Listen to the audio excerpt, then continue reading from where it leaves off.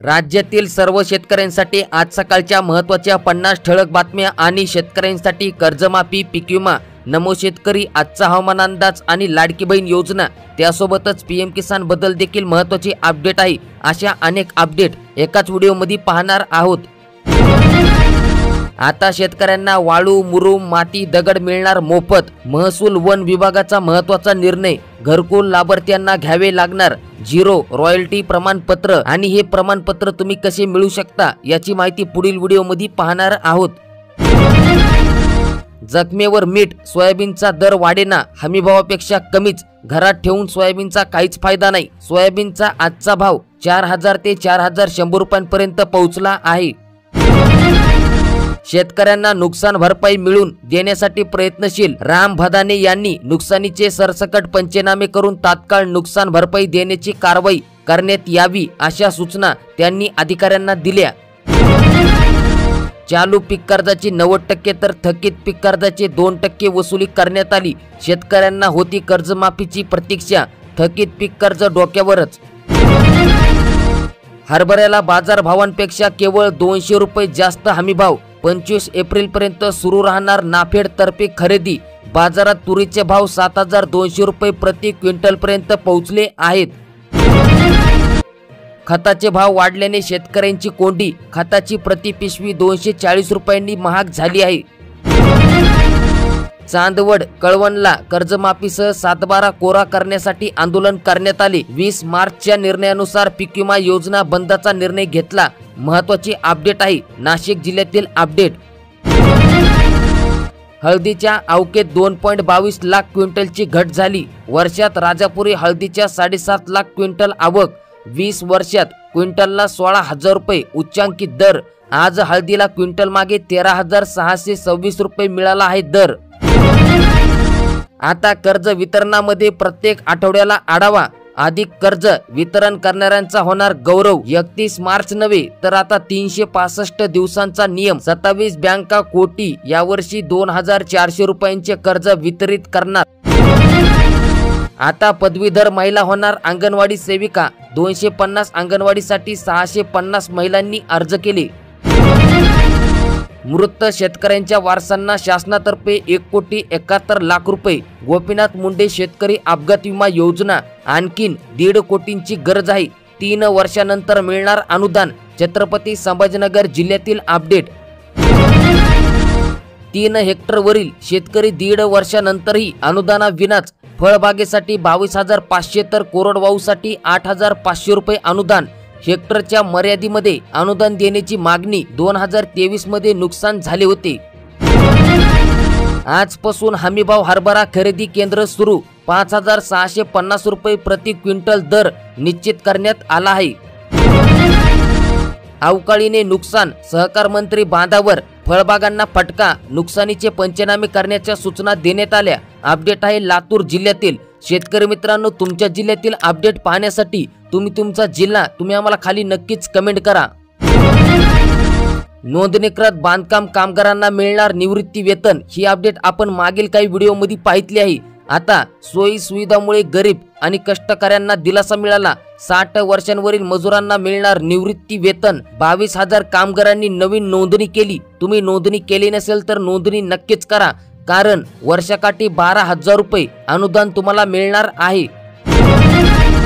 रब्बी हंगामात केवळ 17.72% शेतकऱ्यांनी केली ई-पीक पाहणी। नुकसान भरपाई मिळवण्यास येणार आता अडचण। अवकाळीचे संकट कायम। 57,514 शेतकऱ्यांनी ई-पीक पाहणी केली आहे।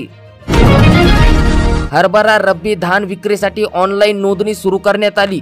किमान आधारभूत किंमत खरेदी योजना नोंदणी करण्याचे आवाहन। ते तर जखमेवर मीठ। अनेकांनी कापूस विकला आणि भाव वाढला। भाववाढीचे वराती मागून घोडे। शासनाच्या धोरणाचा शेतकऱ्यांना फटका। सध्या कापसाला 7,900 रुपये भाव मिळत आहे। राज्य शासनाने 186 कोटी रुपये दिले। विमा कंपन्या अपीलमध्ये।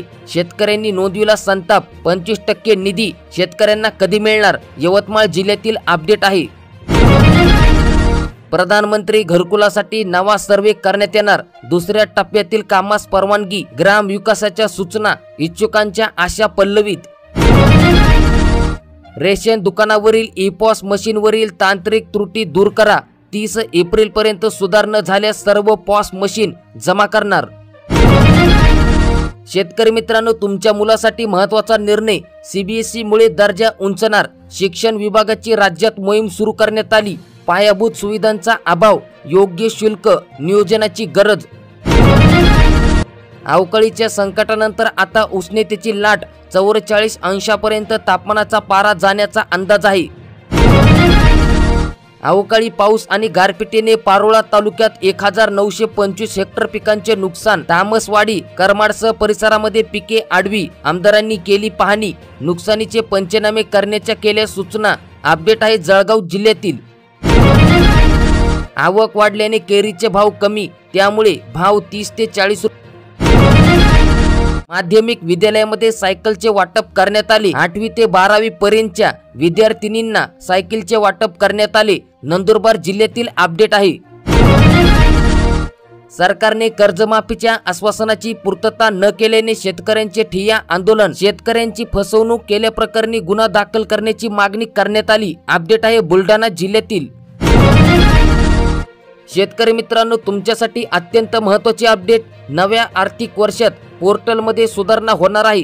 त्यामुळे महा-DBT पोर्टलवर अर्ज प्रक्रिया तात्पुरती बंद करण्यात आली. 15 एप्रिल नंतर सुरू होण्याची शक्यता आहे. शेतकऱ्यांचा माल पावसात भिजला. हळदीच्या दरात 700 रुपयांची तफावत. हळद उत्पादक शेतकऱ्यांनी व्यक्त केला रोष. 6500 रुपये प्रति क्विंटल भाव आहे. अवकाळीसह अल्पदराच्या भीतीमुळे शेतकऱ्यांचा कांदा साठवणुकीवर भर. सध्या उन्हाळ कांद्याला निवृत्ती शुल्क 1300 रुपये प्रति क्विंटल मागे भाव मिळत आहे. मालेगाव बाजारामध्ये चिंचेच्या गोणीस 350 ते 700 रुपये दर मिळत आहे. अद्रक लावणाऱ्यांचे डोळे कोण पुसणार. लाखांचा खर्च, हातात केवळ 50,000. 6 ते 18 महिन्यांपर्यंत विक्री व्यवस्था. उत्पादन खर्च निघत नसल्याने शेतकरी मेटाकुटीला. अद्रकला 2200 रुपयांपर्यंत बाजारभाव मिळत आहे, मात्र त्यातून खर्च निघत नाही असे शेतकऱ्यांचे म्हणणे आहे. अवकाळी पावसामुळे बाधित शेतकऱ्यांना ई-KYC करण्याचे आवाहन. म्हणजेच की सप्टेंबर, ऑक्टोबर व डिसेंबर 2024 या कालावधीत अवकाळी पावसामुळे झालेल्या शेतीपिके व फळपिकांच्या झालेल्या नुकसानीबाबत शासनाच्या ई-पंचनामा या ऑनलाईन पोर्टलवर बाधित शेतकरी यांचे नाव, बँक खाते, आधार क्रमांक व इतर माहिती अपलोड करण्यात येत आहे. आणि या अनुषंगाने ज्या अवकाळी पाऊस व गारपिटीमुळे बाधित झालेल्या शेतकऱ्यांनी ई-KYC केलेली नाही त्यांनी नजीकच्या आपले सेवा केंद्र म्हणजेच की CSC सेंटरवर जाऊन ई-KYC करून घ्यावे असे आवाहन निवासी उपजिल्हाधिकारी राजेंद्र वाघ यांनी केले. आणि ही शेतकरी मित्रांनो अपडेट आहे नाशिक जिल्ह्यातील. तुमच्या जिल्ह्यातील अपडेट पाहण्यासाठी आताच आपल्या YouTube चॅनलला नक्कीच सबस्क्राईब करा. सोन्याचा आजचा भाव. सोन्याचे दर गडगडले. तब्बल 9800 रुपयांची घसरण. खरेदीसाठी नागरिकांची झुंबड. सोन्याचे आजचे भाव या ठिकाणी तुम्ही तुमच्या मोबाईल स्क्रीनवर बघू शकतात.